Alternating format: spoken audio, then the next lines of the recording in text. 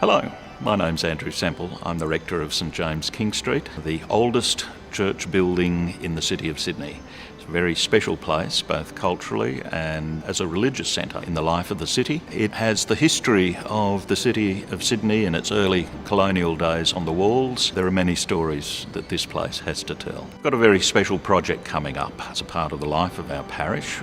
We're going to install a new pipe organ. There have been several pipe organs in the church over the years, and the current one has really come to the end of its life. It's starting to fail every now and then. It's costing a lot more to maintain it. So we've had to work hard to decide what are we going to do about this, whether we should restore it or whether we should get a new pipe organ. And all the advice that we have had is it's time to get a new one. For a church such as ours, this is really quite important. Music is a central part of the life of this church community, both through the organ and the choir and the many other activities that we have in this place. And music has a spiritual aspect to it, which is so important, whether within our tradition or any other tradition. So yes, a pipe organ for us is central. We need an instrument that can both be used in our worship, but also, and I think this is quite important, available for concerts and other activities as a part of the cultural life of the city. St James is a bastion of the Anglican choral tradition,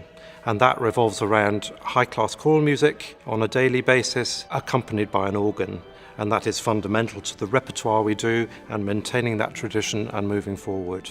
The organ provides a huge array of tone colours to accompany the choir and to support congregational singing, which of course is very important, and as a recital instrument too.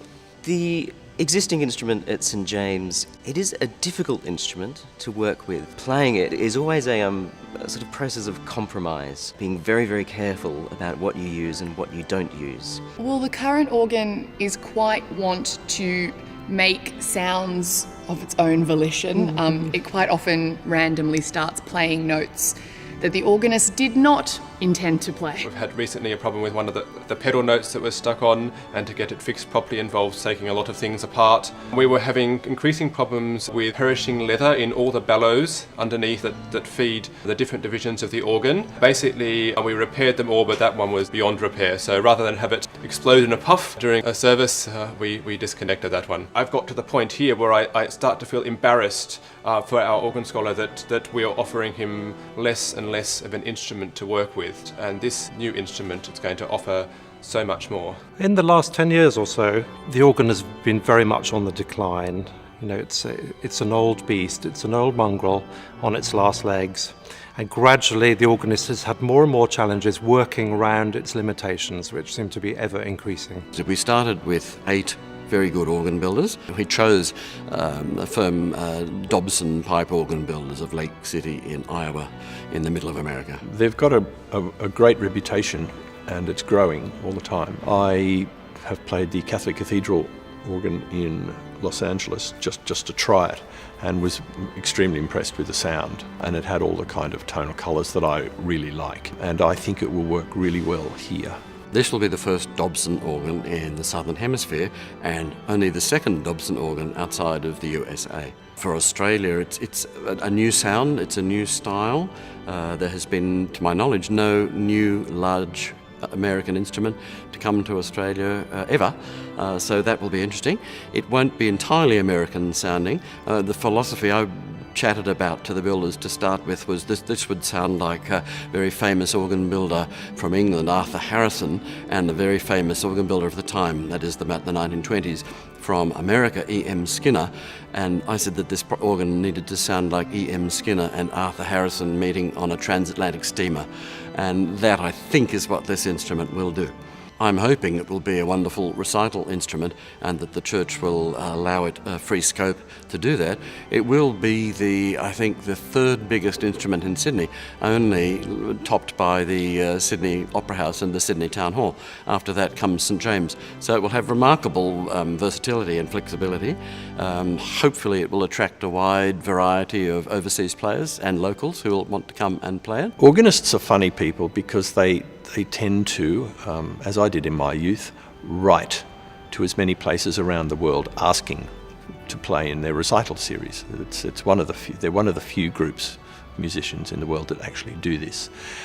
So you get lots of organists travelling around the world for very little money, playing fantastic instruments just for the opportunity of doing so. I'm an organist myself. I moved here to Sydney from London in 2010, and one of the things that struck me, and I find rather a source of sadness, is that there's really no organ here in Sydney that makes me want to go to it and play.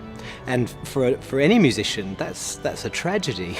That's not to say there aren't some fine instruments here, but they're few and far between. They're often very difficult to get access to, and most of the organs are at best unremarkable. So what St James are proposing is something that will be in every way truly remarkable, and that's very exciting for every musician. This organ will be fantastic for improvisation. I'm very excited to hear what it will be able to do. Here at St James, for example, improvisation is hugely important in the services. There is a huge responsibility on an organist in a place like St James, King Street, Christchurch and Lawrence, St Mary's Cathedral, to help inspire a congregation with what they do. A good organist or an organist can make or break a liturgy's atmosphere with what they do or what they don't do or what they can't do well. When you think of venues for good music in Sydney, there are a few places you think of. You think of the Sydney Opera House, and you think of City Recital Hall in Angel Place, and you think of St James Church. And St James is the perfect place for a lot of repertoire and choral repertoire that requires organ.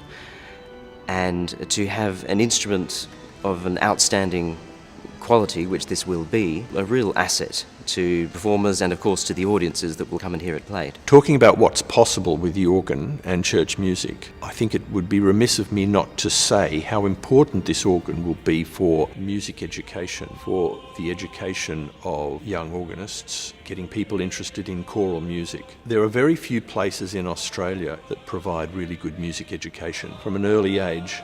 And a place like St James can really help that. And you get a group of school kids coming, as I hope they will get, from various schools to come in for an open day, hear the organ, see the organist play, be told about it, listen to the sound in the room.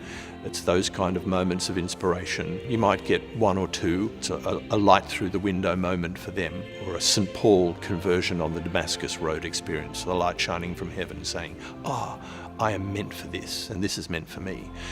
Those are the moments that we have to expose people to. That's how you find your next generation. So St James is critical in this city and this country. The organ will cost us about $3 million to buy and install, but it's going to be an exceptional instrument, and we're confident that we can raise the money to achieve that. This is a hugely significant time to be embarking on our organ project. In 2019, we begin our bicentenary celebrations, and I see the organ project as being one of the major focuses to our 200-year celebration. It's a 3-year project. We're inviting people to participate in the fundraising over 3 years. We are fortunate that we're able to have tax deductibility for donations through the St James Music Foundation, and we're hoping people will pledge over 3 years to support. There are several ways that you can participate. You can make general donations, but we're also encouraging people to donate a pipe. And for $2,000 you can donate a pipe to this organ. We'll tell you which one it is. But what's more, we'll give you a pipe from the old organ that you can keep, a memento of this current organ that you'll get to keep as a donor. More particularly, the organ is made up of lots of ranks of pipes. It's a series of pipes of different notes. And we're encouraging people to donate a rank. For $30,000 you can donate a rank, and you can name that rank. So it could be named after yourself or your family, or a memorial, but whatever you like, there's the opportunity to name this rank, and we can give you a photograph of it and a little bit of the story of what it's all about. Please contribute to the Organ Fund. Please contribute to this wonderful new instrument for St James, for the choir, for the City of Sydney, for visiting organists from overseas. Sydney will now be a place on the map where they'll stop, come and play. And so that'll be a treat for not only us, the choir, but also for the audience and members of Sydney and Australia. What I've come to know and admire about St James is that it seems to me to be a place that wants to be open to everybody, open to offering experiences, usually experiences that can't be found elsewhere, and they do that obviously through their church services, through their pastoral outreach.